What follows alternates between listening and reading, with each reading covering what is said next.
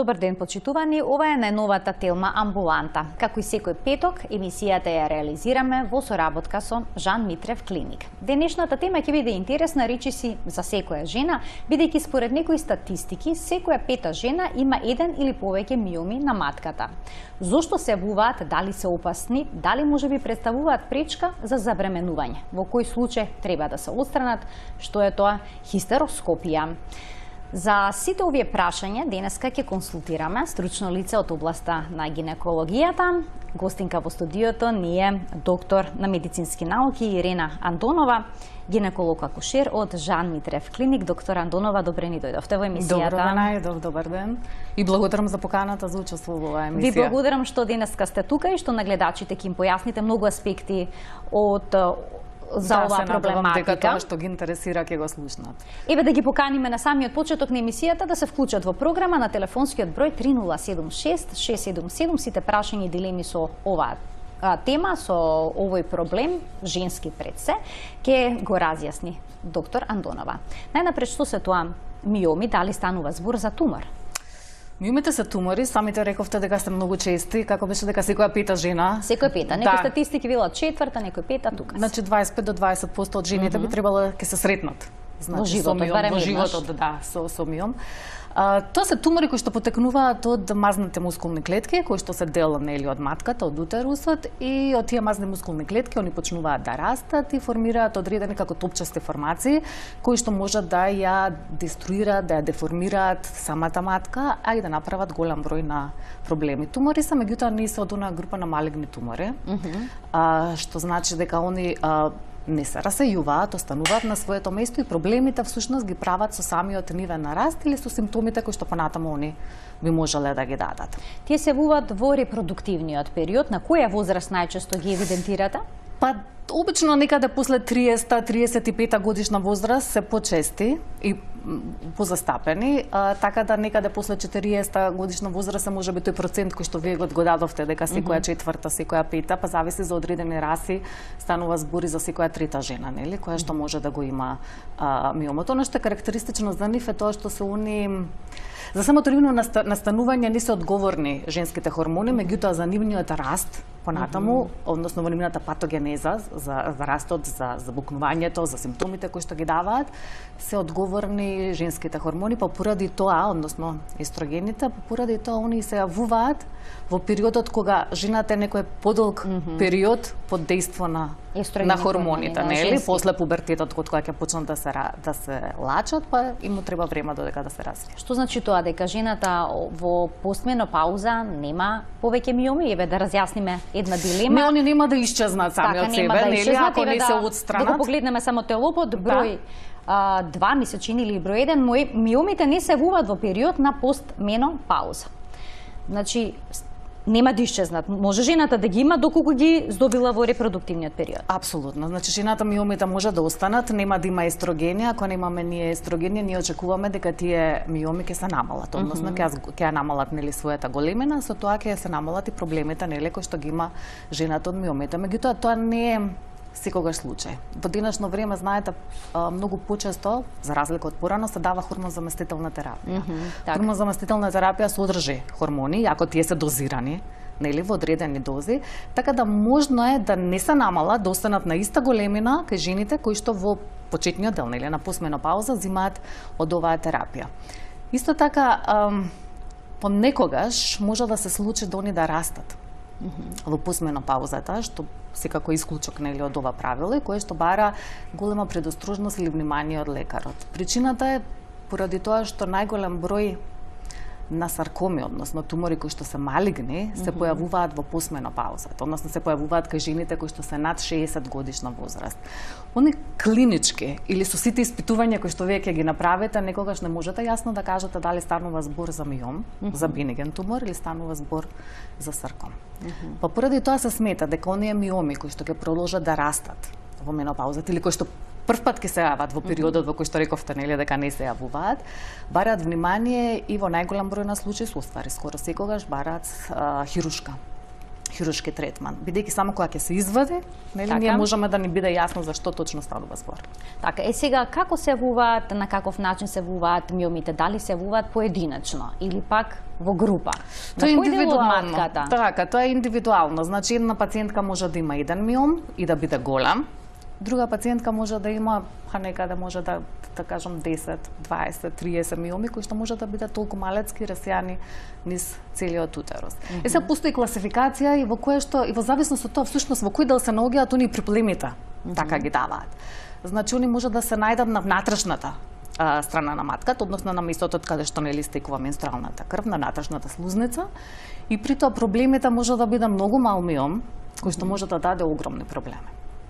Може да се најдат во телото или на матката, или можат на надворешната страна, каде што ако се најдат на надворешната страна, симптомите можеби најчесто ќе бидат, доколку се доволно големи, од притисок кој што ќе го направат на околните органи.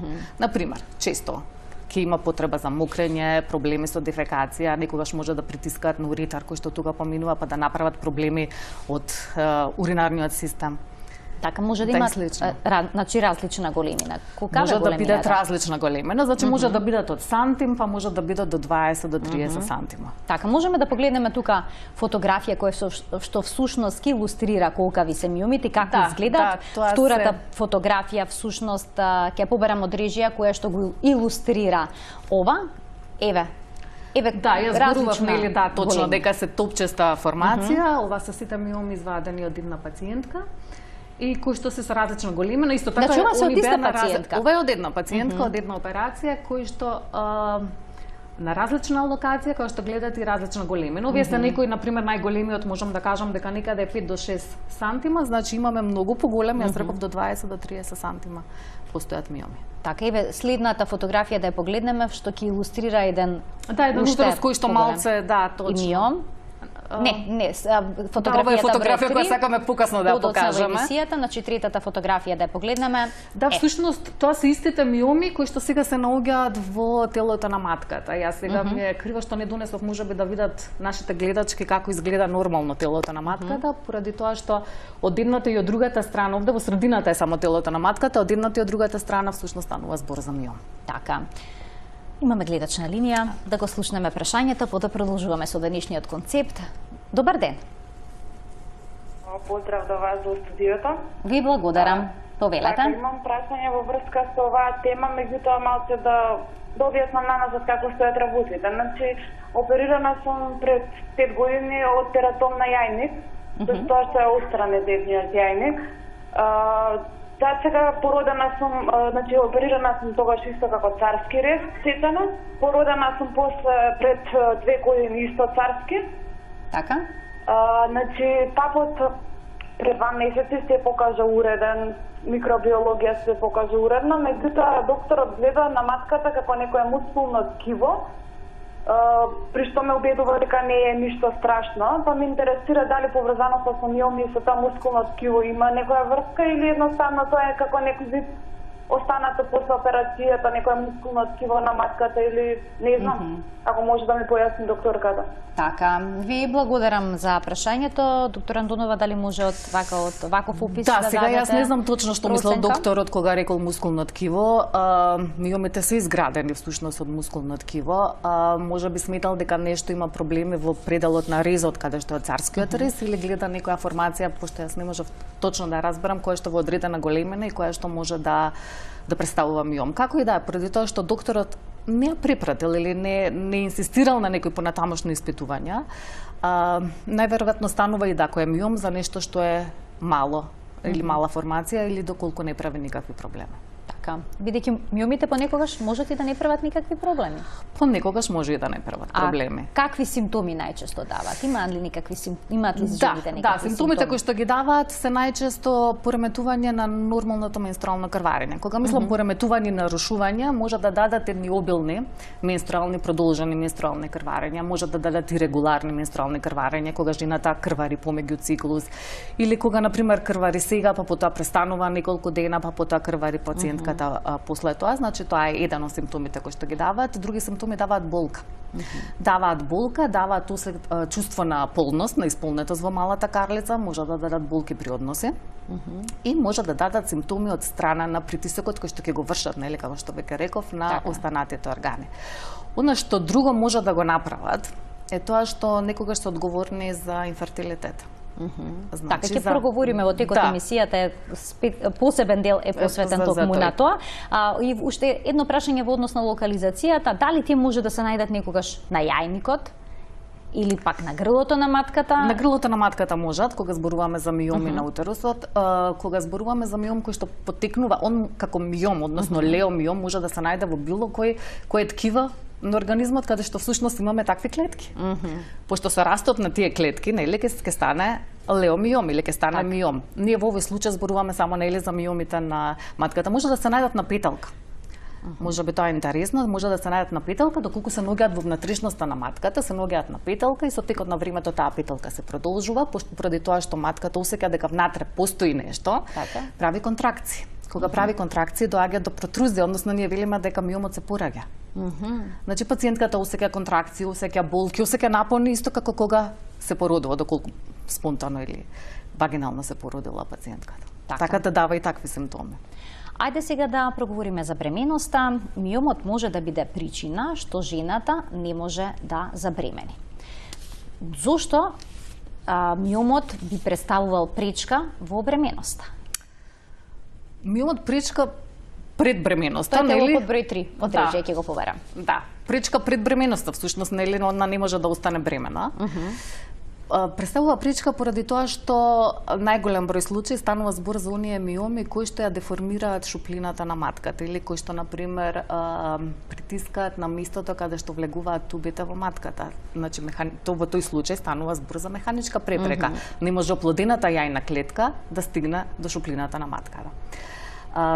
Исто така не може да се вгнезди.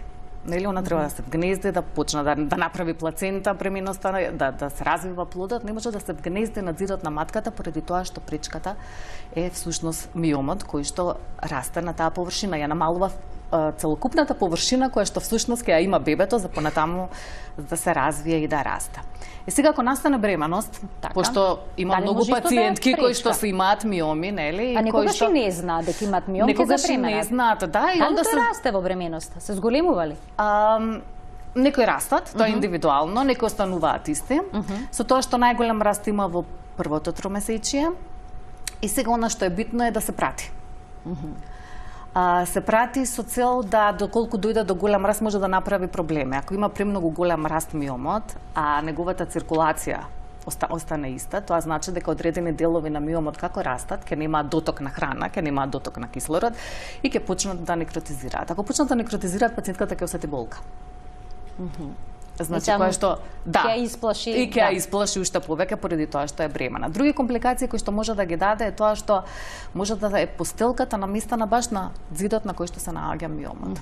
Поради тоа што тоа не е нормален зид, нели, на матката, може да дојде до нејзино предвремено одлепување.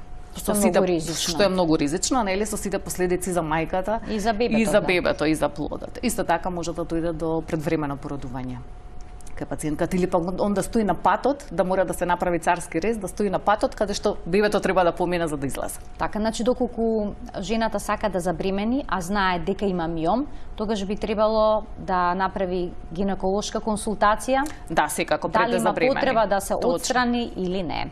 Сега има во причините за појава на миоми се наведени различни фактори. Но сега има еден парадокс кој што би сакала да го разјасниме, да го погледнеме шестиот лоб. Жените пушачи имаат помал ризик да развијат миом.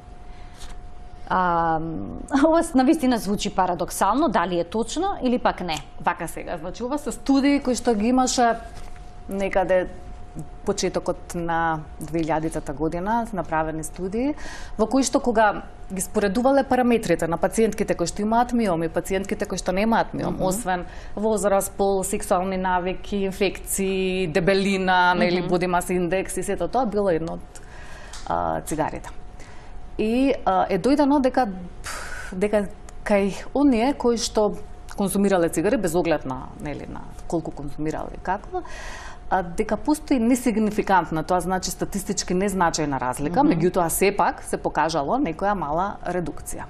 Во денешно време кога се направи метаанализа е анализа на скоро сите објавени студии, нели, и ги сумираат они сите тие резултати, се докажа всушност дека тоа не е точно. И сега не само ние го извадивме ова нели за миомите, не знам дали знаете за нашите гледачки дека се смета дека пушењето го намалува ризикот од појава на уцерозан колет. Или дека од појава, не знам, на Паркинсонова болест. Меѓутоа, јас имам едно друго, нели, прашање, ако пушењето го зголеми ризикот за кардиоваскуларни заболувања, ако го зголеми ризикот за не знам колку видови на рак, разбирате, сето ова друго е незначајно и не е вредно за спомнување. Така, добро што ова го појаснивте. Ајде сега да им дадеме предност на нашите гледачи кои што очекуваат да постават прашање во Телма амбуланта. Добар ден. Добар ден. Добив знак дека имаме двајца гледачи, се надевам дека ќе успеат да се вклучат. Добар ден, ве слушаме, повелете. Доколку не може да се вклучи... Еве, ве слушаме конечно. Добар ден, повелете. Ве гледачка од Велес, имам 25 години и од мај месец 2019 година престанувам да имам редовни менструални циклуси. Значи, мај 2019 беше последно кога добив јас циклус, мислам, менструација по природно. Цел јуни до негде средина на јули немав добиено, направив тест. Не бев трудна, затоа отидов на гинеколошки преглед, ми беше констатирано дека имам циста на јајник од 5 см и миом од 13 мм. Ми беше препишано примулот нор, кој што користев 3 месеци, 3 циклуси поминав со примулот нор и после третата терапија со примулот нор требаше веќе да добијам природно. Значи, негде октомври месец ми дојде последната менструација со примулот нор и ноември требаше да добијам природно. Тоа не се случи. И затоа во декември месец почнав со давростон. А во меѓувреме направив и хормонални испитувања. Сите хормони ми беа во граници на нормалата, освен што инсулинот ми беше покачен. И сега пред некој ден бев повторно на гинеколошки преглед, бидејќи повторно не добивам, значи со давростонот последно добив декември месец и сега мислам, да, така. И требаше да добијам пред 3 недели. Така, дали си уште имате цистата, само да ве прашам? Не, тоа сакав да кажам дека сега со последниот гинеколошки преглед ми кажаа дека немам ни циста, не ми кажаа ништо за миома, само ми кажаа дека цистата ја нема. Дали се јајниците полицистични? Дали ви се полицистични јајниците? Па ми рекоа дека се микрополицистични. Да, може. Добро, ви благодарам за вклучувањето во програма, да немавте уште некој подпрашање, тоа е тоа. Добро, еве сега може да дадете појаснување. Може би поради тоа што се нели микрополицистични јајниците, да она всушност има некоја форма на полицистичен оваријален синдром. Сега, може би е добро да после ова ги направиле да ги провери уште еднаш хормоните, за да види што всушност се случува и да се консултира можеби на клиника за ендокринологија за инсулинот, кој што всушност е покачан. И за инсулинот покачан оди со полицистични овариуми. Би требало, доколку сака, нели, може да дојде во нашата болница за да направиме преглед, за да ги направиме сите анализи кои што ќе требаат и можеби како опција, јас сега зборуваме по телефон, јас не сум ја видела пациентката, би било во обзир да земе од она орална контрацептивна терапија некој временски период. Така, и уште еден гледач ќе вклучиме. Добар ден. Добар ден. Се исклучи, добро, веројатно премногу чекаше, доколку сака може повторно да се јави на 3076-677 и секако ќе добие простор во емисија да постави прашање. Ние продолжуваме понатаму, ќе проговориме за тоа како се третираат миомите. Дали на почеток е неопходно нивно следење? Зависно од колкав миом ќе откриете, нели?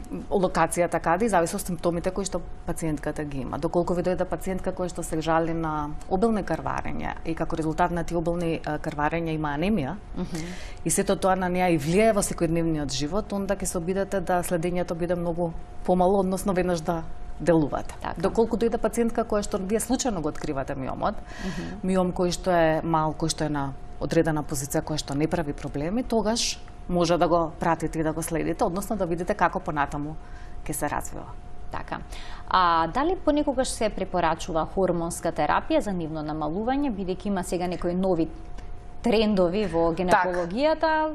Не сите гинеколози ги практикуваат. Што видите вие за тоа? Хормонската како орална контрацептивна терапија обично не ја даваме за да нив ги намалиме, него за да ги тргнеме, односно не ја лечиме причината, ги лечиме последиците. Односно во овој случај лечиме болката, например дисменорејата, лечиме обилното менструално крварење и со тоа што ние ги даваме овие контрацептиви, например, го регулираме начинот на кој што пациентката крвари. Меѓутоа постојат сега во поново време и други лекови, нели, кои што се даваат и кои што чија идеја е всушност да се намали, тука делуваме малце по за причината и идејата е да се намали големината на миомот, односно на туморот. Меѓутоа причината поради која што ние сакаме да ја намалиме големината на туморот, тоа не значи дека он ќе исчезне, па така ќе ја третираме пациентката до крај, или ги третираме пациентките кои што се во близина на менопауза, очекуваме дека ќе влезат во менопауза поради нели хормоните, он ќе се намали, или на тој начин ги третираме пациентките кои што сакаме да ги оперираме. Меѓутоа, кои што сметаме дека имаат толку голем тумор да ние кога ќе влезаме, а сакаме да ја задржиме матката поради тоа што пациентката не остварила репродукција, сакаме да ја намалиме неговата големина за да технички биде поедноставно да го извадиме без да има последици за матката. Многу и не сакаат да имаат миом, односно бениген тумор во своето тело, плашејќи се да не премине во малиген, односно во канцерогено ткиво. Преминуваат ли миомите во канцер? Има ли таква опасност? Тоа е многу ретко. Според на времето се мислеше дека тоа е нели дека всушност од миомот се јавува саркомот, меѓутоа тоа е многу ретко. Можеби прашањето овде е нели дали они поминуваат или прашањето е дали саркомот и миомот се идентични. Разбирате. Оно е битно вие кога ќе го видите, некогаш не можете да заклучите дали станува збор за миом или сарком. Сега саркомите не се толку чести. Например, они се, не знам, една пациентка на 100.000 жени. Се многу ретки, поготово они се можеби почести над 60 годишна возраст. Имаат некои карактеристики кои што поставуваат сомнение, меѓутоа не можете да бидете апсолутно сигурни. Тогаш се правите биопсија? Биопсија обично не се прави, најчесто од причина дека може да направи расејка. Нели, вие ќе го биопцирате туморот, меѓутоа може да направите, пошто они се доста агресивни, може да направите расејка, односно да направите нешто полошо место да направите добро. Во најголем број случаи они се наод кој што е случаен кога вие всушност ќе направите миомектомија или хистеректомија, односно кога ќе оперирате пациентката и ќе го извадите туморот. Има некои нови начини за да се открие, например, со магнетна резонанца, меѓутоа сите оние карактеристики кои што постојат за миомот може да го има и саркомот. Така. Имаме добра причина што се ретки. Да, тоа е најдобрата причина. Да го вклучиме гледачот кој што очекува да постави прашање. Добар ден. Добар ден. Повелете. Поздрав до емисијата и до докторката. Ви благодарам. Имам прашање во врска со мојата ќерка, 32 години има, нема родено до сега. Се јави сега проблеми, има проблем со анемија и сега и пронајдоа дека има и миом во матката и после се доби резултат дека и ХП вирус има. Што треба да предземеме најхитно, например? Мал е миомот, докторот и рекол ќе го следиме, ама јас сум мајка. И... Така, вие се секирате. Да. Имате грижи. Вашата ќерка се обидува да остане бремена? Да. Значи во моментот има обиди за бременост. Така, што би можела да направи доктор Андонова? Да, би требало да ги направи сите други анализи кои што се во однос на инфертилитет. Не секогаш значи дека миомот е проблем. ХПВ-то сигурно дека не и пречи за да остане бремена, меѓутоа освен миомот како причина за инфертилитет, може да бидат различни. Може треба да направи анализа да се видат тубите всушност какви се, да направи спермограм со сопругот, партнерот, за да се види всушност нели со каков материјал тука се располага, дали има овулации. Така да тоа е еден сеопфатен, обемен процес кој што треба да го направи. Така. Ајде да продолжиме понатаму во однос на оперативните зафати, дали се всушност тие најдобар начин за решавање на овој проблем? И единствен, доколку прави миомот проблем. Добро, нели рековме дека постојат можеби да ги контролираме ние симптомите кои што е со хормонската терапија. Имаме неколку начини на кои што ние можеме да ги третираме. Сега ние сакаме да го одбереме оној кој што ќе биде најефикасен за пациентката, најбезопасен, нели, или начин на кој што ќе го решиме проблемот. Доколку тој се наоѓа внатре во шуплината на матката, тогаш една од опциите е хистероскопијата, за која што ќе зборуваме, нели, понатаму. Така. Доколку се наоѓа на надворешната површина, постои или внатре во матката, постојат и други начини на кои што можеме да ги извадиме, ендоскопска процедура, како например лапароскопијата, со која што можеме, или пак со отворена хирургија. Ние можеме да го извадиме само миомот, доколку пациентката сака понатаму, нели, да оствари репродукција, или пак поради психолошки фактори не сака да се отстрани матката. Така. Најразлични. Точно, нели, работиме според желбите и секако на пациентката, она што можеме да го доволиме, нели? Не можете секогаш све да. Некога се плашат и дека статиката на органите ќе се наруши доколку се извади матката, па дека сето тоа ќе прогресира со поголеми проблеми, така. И имаме односно отворена хирургија во која што нели тоа е рез преку кој што се влегува и со кој што се вади миомот. Постојат и други начини, нели, за делување на миомот. Тоа го прават рентгенолозите со една артериска емболизација, односно го прекинуваат крвоснабдувањето на миомот и он некротизира, односно него вадат, него се намалува и постои уште еден начин денеска е доста популарен во нашите козметички салони како ултразвучна терапија, нели, за лифтинг. Она е всушност почната со тоа што е третиран карцином на простата. Идејата на оваа терапија се тоа се, нели, ултразвук кој што стигнува до миомот и кој што тога прави некроза. Значи тоа е една од можностите. Да, секако апаратот е друг, ние кај нас во Македонија го немаме, меѓутоа ете и тоа е можност. Имаме гледач на линија, да го слушаме прашањето. Добар ден. Добар ден. Повелете. Вака, имам 32 години, породена сум пред 6,5 месеци. На првите гинеколошки прегледи во однос на бременоста ми открија дека имам и миом. Миомот е субсерозен, локализиран е на заден зид и големината е 4,5 на 5 сантиметри. Во текот на бременоста не ми правеше никакви проблеми, спонтано сум породена. Постелката беше на фундус на матка локализирана и немав никакви проблеми ниту во тек на бременост, ниту во тек на породување, се идеше најнормално. Така. Сега прашањето ми, матичниот ми советува да го отстранам миомот пред планирање на наредна бременост.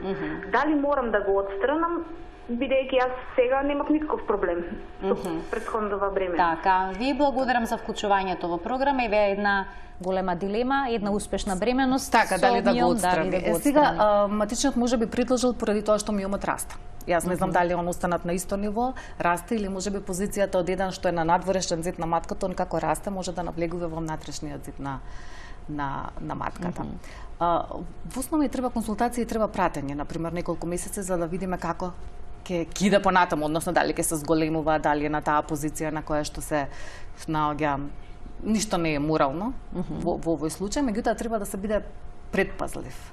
Значи да се види растот, да се види дали навлегува, односно субсерозен може да стане интрамурален миом и дали сето тоа би имало реперкусии на, не значи дека ако во првата бременост постелката била на фундус, дека сега повторно нели пошто пациентката така рече ќе се најде на таа позиција. Така. Ајде сега да проговориме за оние методи за отстранување на миомот, познати како процедури без рез или пак скопски, од лапароскопија, хистероскопија. Која е нивната предност? На каков начин се изведуваат? Како е возможно да се направи ваков еден зафат без рез? Тоа е нешто што е голема придобивка на медицината во последните 20-30 години.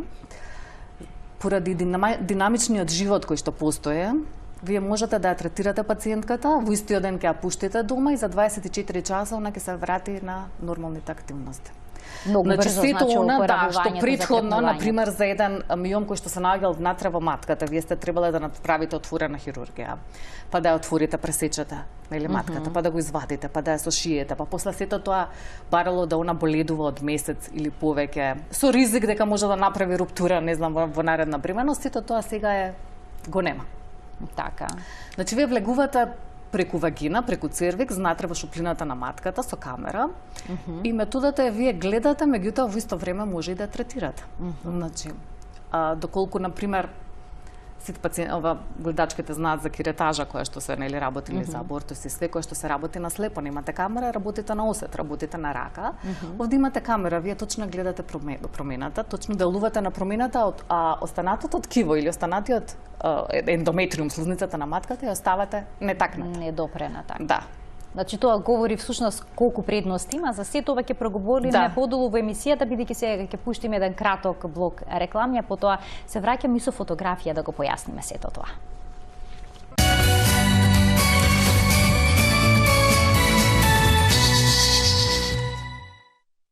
Продолжуваме со денешната емисија, зборуваме за миомите и нивното отстранување со хистероскопија. Гостинка во студиото ни е доктор Ирина Андонова, гинеколог акушер од Жан Митрев клиник. Доктор Андонова, пред малку почнавте да појаснувате кои се предностите на хистероскопијата во однос на другите хируршки зафати и можеме тука да погледнеме првата фотографија, за сето тоа на сликовит начин гледачите да можат поедноставно да го сватат и да го разберат.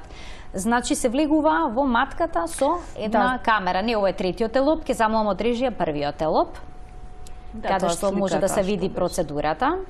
Ефеко. Значи како изгледа апаратот? Значи ова е тој инструмент со кој што всушност преку вагината и преку цервиксот се влегува во матката. Имаме тука камера.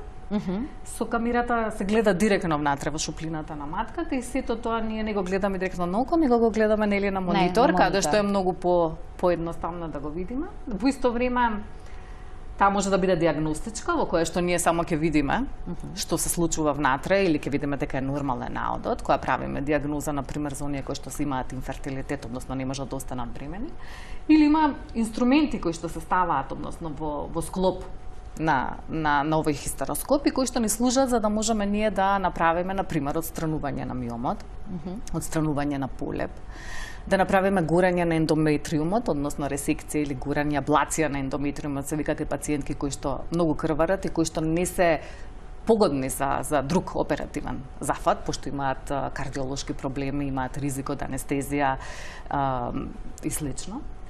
И она што можеме друго да го направиме, можеме да направиме, да визуализираме и директно да ги отстраниме, например, ретенирани продукти од концепција, односно значи кај пациентка која што направила абортус, кај кој што во народот ве знаат останало парче, за да не иде повторно нели на рекиретажа.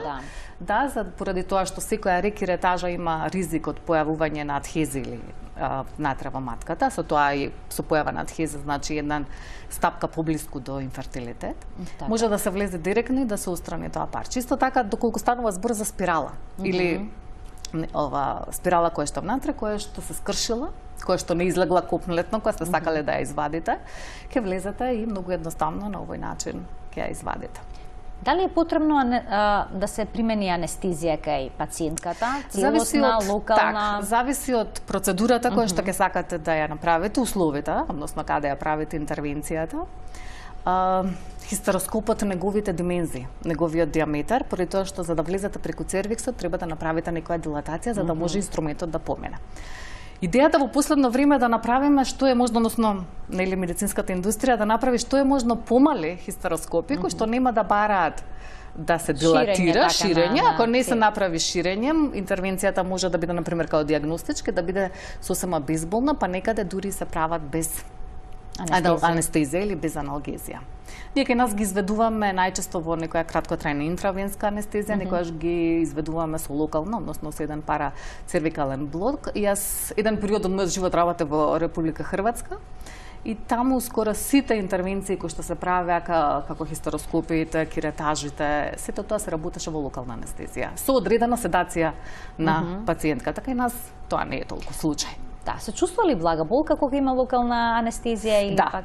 Да, блага болка се случува. Значи сепак пракотна болка зависи на пациентот, и пациентката колку е спремна. Колку е спремна да го издржи тоа.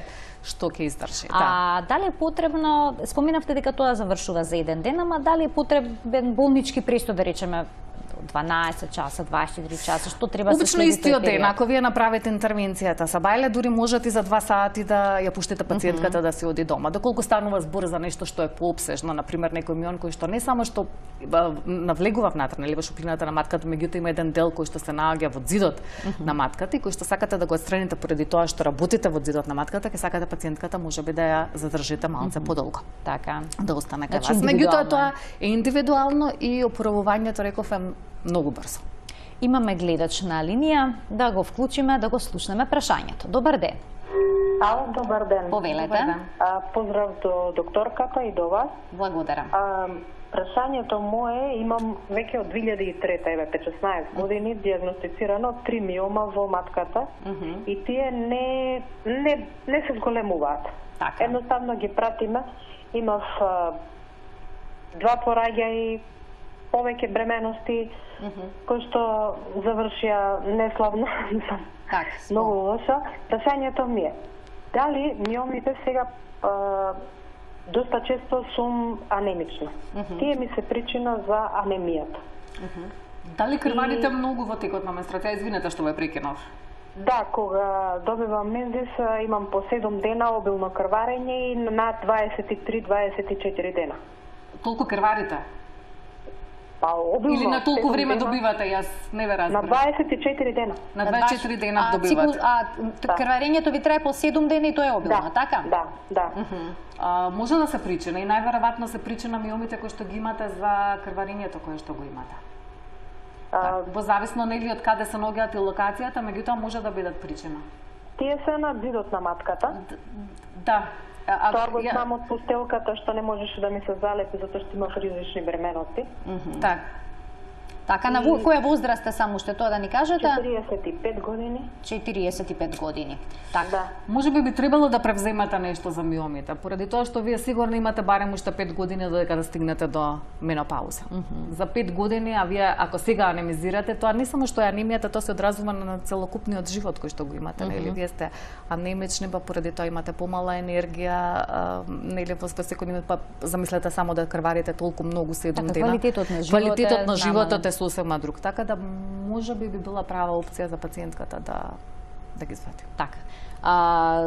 Во однос на можните компликации со хистероскопијата, дали се наведени? Има компликации. Компликациите се многу поретки, него за разлика од другите интервенции кои што се прават. Како компликација е инфекција, вие влегувате со инструмент како што секаде влегувате со инструмент со страно тело внатре во утерус и може да биде инфекција, меѓутоа тоа се јавува многу ретко. Друга компликација може да биде некое крварење кое што сте го превиделе, кој што не станало од после која сте завршиле интервенцијата, не се видело, значи може да настане некое пообилно крварење, меѓутоа и тоа е исклучително ретко. И она што е можеби нешто што е пострашно е можете да направите перфорација, односно еве да дупнете матката, нели? Сега, ако поминете преку зидот на матката, може да ги оштетите и околните органи, па така да сето тоа може понатаму да се искомплицира. Така. Каков е ризикот миомите по хируршкото отстранување да се вратат, бидејќи се сметаат за рецидиви, дека имаат можност за обновување? Да. Ја не спомнав на почетокот за причините зашто се јавуваат, се смета дека може да постои некоја фамилиарна предиспозиција. Така, значи генетскиот фактор. Значи дека постои генетски, не е точно објаснето како или што, мислам, не е разјаснето, меѓутоа во одредени фамилии има миоми кои што се јавуваат и кои што се повторуваат. Доволно е само една клетка да го започне својот раст и со тоа да стане миом. Сега што има веќе кога ја извадите миомот, кој што притискал, им давате можност на останатите клетки доколку постои некоја склоност на организмот да направат нов миом. Имаме гледач на линија, да го вклучиме во програма. Добар ден. Добар ден. Повелете. Имам една внука. Така. Има миом. Многу е зголемен и многу крвари. Така. Беше на лекар и рекоја за операција хитна. Ако може нешто докторката да кажи нешто за миомот, голем е, доста. Дали вашата внука има завршено со репродукција? Дали има деца? Има, пред тоа има. Има, ама му даваа некои таблети, ама не му престана. Така, а дали има Сега деца? беше на лекар и рекоја подхитно да се прави операција. А Дали вашата може нешто така, друго да, се направи? вашата внука дали има деца? Има едно. Има едно дете. Колку години има рековте? 11 години е детето. Не, Внуката. вашата внука.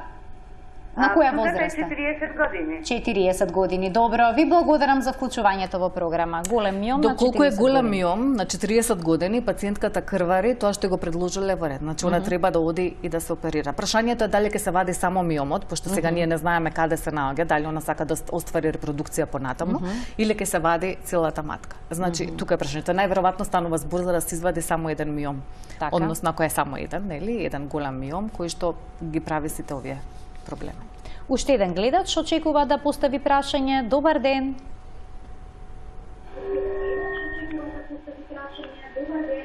Значи вака, ќе ве замолам да го намалите тонот на телевизорот за да можеме нормално да комуницираме. И само така ќе можете да го поставите прашањето. Ајде уште еднаш, добар ден. Ало, добар ден. Ве слушаме. Повелете. Се јавува една гледачка. Така. Пред 2-3 години бев на гинеколог и ми пронајдоа миоми. Меѓутоа немав никакви болки, нешто. И ми рече докторката да одам да се оперисам. Ама јас моментално работев во Италија и кога отидов таму, отидов кај мојот доктор. И докторот ми рече нема потреба од операција затоа што веќе бев во менопауза една година и пол сум во менопауза и тој ми рече дека со тек на време ќе се исушат и сега не знам што да правам. А немам ни болки, ништо. А пред да ме остави многу имав крварења, обилно 7 дена, а сега веќе само осеќам дека многу се потам, а други проблеми немам.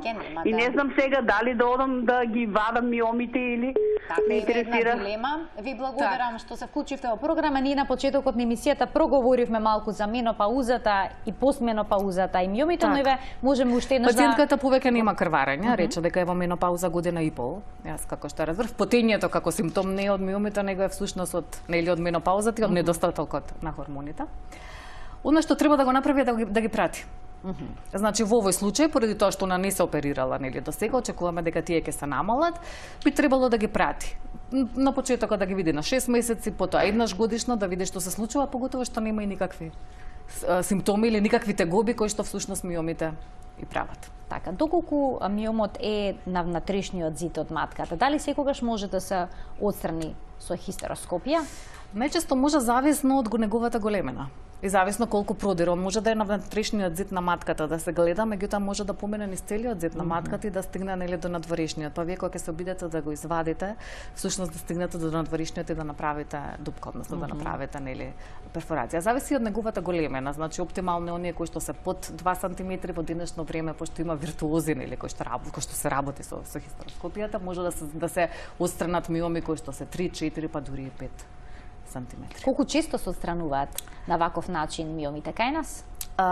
На ваков начин во последно време се отстрануваат многу често, од причина што миомот кога ќе се најде на внатрешноста на матката е многу податен, односно имате можност да го отстраните со оваа минимална инвазивна хирургија. Разбирате, можете да го отстраните пред да направи проблем.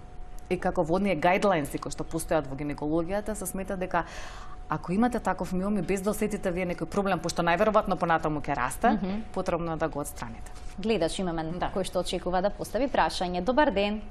Добар ден. Повелете. Ве молам за следната информација. До колку сантима миом може да се оперира хистероскопски, по величина нели сантим на миома, а до колку веќе мора да се оди оперативно, класична хирургија? Така, ви благодарам за прашањето. Има ли некои такви параметри кои што Па јас нешто пред малце спомнав. Значи, правило е до скоро беше 2 сантима, меѓутоа денеска можат и 4-5 сантими да се извадат миоми кои што се наоѓаат во внатрешноста на матката. Дали најчесто за вакви интервенции се явуваат жени кои што не можат да забременат? Да, најчесто кои што не можат и најчесто кои што многу крварат. Поради тоа што се наоѓа внатре, он го прави и тој проблем. И доколку пациентката не може да забремени, има миом кој што внатре се наоѓа или во шуплината на матката, он би требало да се отстрани, поради тоа што делува на местото каде што треба да се имплантира, односно нема да може да се имплантира едната клетка, а исто така нема да може и понатаму да се развива бременоста. Уште еден гледач ке постави прашање. Добар ден. Добар ден. Повелете. Сакам да ја прашам докторката. Имам 70 години. Така. Пред една година ми открија прв степен спуштена матка и бешика. Последна година, сега оваа година, ми открија дека имам и полип на матката. Дали тоа може треба оперативно или не? Добро, ви благодарам за прашањето. Полипот на матката се отстранува исто како миомот кој што се наоѓа внатре, односно се отстранува со хистероскопијата, можеби интервенцијата е дури поедноставна од отстранувањето на миомот кој што се наоѓа внатре, доколку е прашањето за полипот, терапијата е оперативна, не постои друг начин на кој што ние можеме да го извадиме или не постои лек кој што можеме да го дадеме за он да исчезне. Исто така во однос на спад на гениталните органи, терапијата е оперативна. Значи во двата случаи решението е оперативно. Значи сега зависно со тоа што ќе се одлучи ако пациентката е таков спад да треба да се извади матката, нели? Пошто има различни типови на операција за спад на матка. Тогаш ќе се извади матката, нема потреба од претходно да се прави хистероскопијата. Доколку се одлучи дека е спадот само на вагиналниот зид, па онда он се подкрене, тогаш може да се направи сето тоа во еден ист акт. Гледачката ги спомена полипите. Дали полипите создаваат слични проблеми како и миомите? Да, полипите создаваат слични проблеми, они се можеби помали, за разлика ако овие се 2 сантима, 3 сантима, они се помали од миомите. Во најголем број на случаи се бенигни, меѓутоа во одреден број на случаи може да имаат атипија или дури во склоп на нив да се најде аденокарцином. Значи во склоп на полипите. Они делуваат на продолжено. Значи симптомите се исти. Ултразвучно вие може да разликувате дали станува збор за миом или станува збор за полип кој што се наоѓа внатре и обично треба да се отстранат пред пациентката да сака да остане бремена, или пак треба да се отстранат во периодот кога таа влегува во менопауза, со цел да се види, пошто во менопауза ризикот од развојот на аденокарцином е многу поголем него претходно. Значи преканцерогени се слично како и полипите кои што ќе се најдат, да речеме, во дебелото црево. Толкав ризик носат? Не е толкав ризикот. Ризикот е помал, обично реков во 90% на случаи они се бенигни, меѓутоа може и по нив да се најде во склоп на полипот да се најдат проблеми. Доктор Андонова, ви благодарам за вашето денешно гостување. Навистина една интересна тема, едно интересно излагање за гледачите, многу совети и препораки конкретни кои што се однесуваат на оваа состојба која што е многу честа, како што споменавме на емисијата, секоја пета жена во репродуктивниот период има бар еден или пак повеќе миоми. Јас ви благодарам на поканата, мене ми беше пријатно со вас, со вашите гледачи овде и слушатели. Се надевам дека ќе се видиме повторно, бидејќи има навистина уште многу зашто да се зборува, тука се полипите, цистите и така натаму. Се надевам дека повторно ќе бидете наша гостинка. Да, ви благодарам. Почитувани, ова беше се во денешното издание на Телма Амбуланта, кој денеска го реализиравме во соработка со Жан Митрев Клиник. Гледајте на секој работен ден од 12:45 секако на фреквенцијата на телевизија Телма. До гледање.